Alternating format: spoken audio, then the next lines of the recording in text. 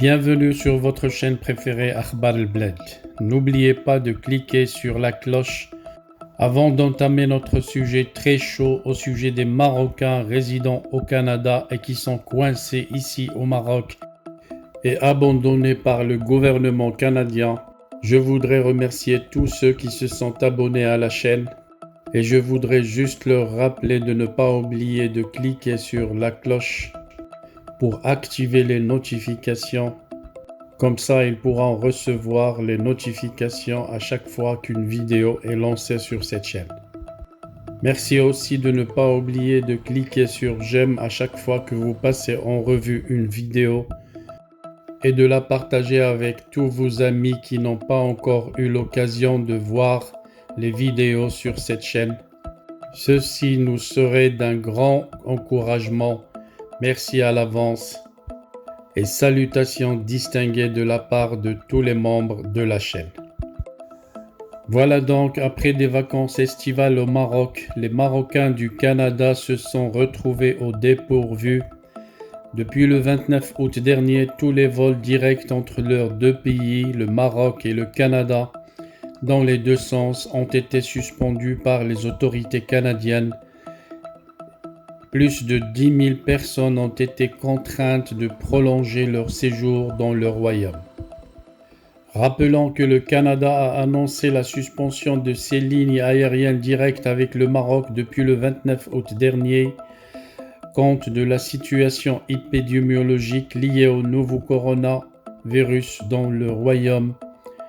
Mais pour les Marocains résidant au Canada et qui se trouvent contraints de rester au moins un mois de plus dans leur pays d'origine, la décision serait liée aux affaires de fraude qui ont révélé le mois dernier des résultats non concordants des tests PCR réalisés sur place avec les documents sanitaires de voyageurs provenant du pays. Dans le cadre d'une émission sur une radio marocaine en partenariat avec un journal électronique marocain, 3 Canadiens d'origine marocaine ont témoigné.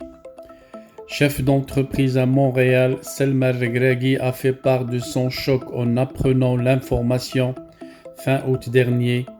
En contact direct avec l'ambassade du Canada au Maroc, elle a indiqué avoir proposé notamment que les services consulaires reçoivent directement les tests PCR. Mais il fallait toujours revenir à Ottawa et voir les possibilités. Et cela bloque au niveau central où l'on ne veut rien savoir de tout ce qui vient du Maroc, a-t-elle déploré. Travailleuse autonome à Montréal également, Karima Chafi avait acheté des billets pour elle et ses 3 enfants. Mais impossible de les utiliser ou de les changer depuis l'entrée en vigueur de cette mesure. Pour l'écrivain et journaliste Mohamed Lotfi, résident au Canada, ne pas avertir au moins 11 000 ressortissants canadiens de ce qui pourrait leur arriver et l'annoncer très vite, avec toutes les conséquences que cela a sur les familles, les enfants et le travail, est un coup bas. C'est une décision insensée, non fondée sur des données scientifiques, a-t-il dénoncé, soulignant que le Canada est en pleine période de campagne électorale pour le scrutin fédéral du 20 septembre. Le fait que le gouvernement ne veuille pas revenir sur cette décision et surtout pour ne pas avoir l'air de céder à l'opinion publique, cette mesure est aussi une insulte pour le Maroc, ses compétences et ses laboratoires, mais le Maroc ne réagit pas non plus. Nous sommes pris en sandwich entre 2 États qui ne réagissent pas, dit-il. Selma Regragui décrit une situation qui a plongé les ressortissants du jour au lendemain dans l'expectative. Il y a des Canadiens sans attache avec le Maroc et qui se sont retrouvés bloqués aussi. Certains ont été mis à pied ou ont perdu leur travail.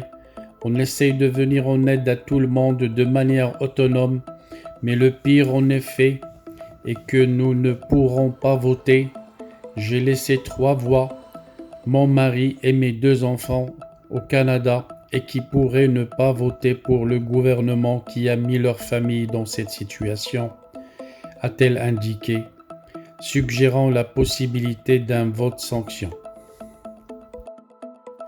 Dans ce contexte, Karima Shafi'i décrit sa fille de 21 ans, presque en dépression, à l'idée de ne pas pouvoir rentrer et voter, envahie par le sentiment de ne pas être citoyenne canadienne à part entière. Si mon fils de 17 ans n'était pas revenu avant le 23 septembre au Canada, il aurait perdu son année. Il est finalement parti cette semaine avec son père grâce à un vol avec escale aux États-Unis, a confié la Marocaine dont l'époux tient une entreprise qui doit impérativement reprendre son activité. En contact direct avec le chef du bloc québécois, qui prend le temps de répondre mais qui n'a pas encore réagi officiellement, Mohamed Lotfi est pour sa part décidé à ce que les Canadiens d'origine marocaine fassent valoir leurs droits. Je continue à dire que je suis Canadien et parce que je le suis et parce que nous sommes Canadiens plus que jamais, nous employons tous les moyens que le Canada nous donne pour défendre nos droits, a-t-il insisté.